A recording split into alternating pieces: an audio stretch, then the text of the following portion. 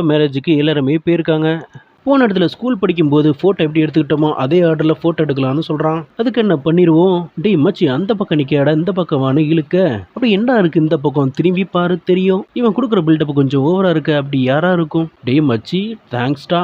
ஒரு ஃப்ரெண்டுக்கு என்ன வேணும்னு தெரியாதா என்ன?" ஸ்கூல் லைஃப்ல எடுத்த ஃபோட்டோவ அப்படியே ரீஆர்டர் பண்ணும்போது, கூடவே ஆபீஸ்ல ஒர்க் பண்ணியிருப்பா. ஆனா யாருன்னு தெரியாது. இப்பதான் பார்க்குறான் அந்த அந்த பொண்ணு தான் இந்த பொண்ணுன்னு. ஸ்கூல் லைஃப்ல பார்க்கும்போது மொக்கையா இருந்தா, இப்ப பியூட்டி ஆயிட்டா. அது எப்புட்றா மச்சி?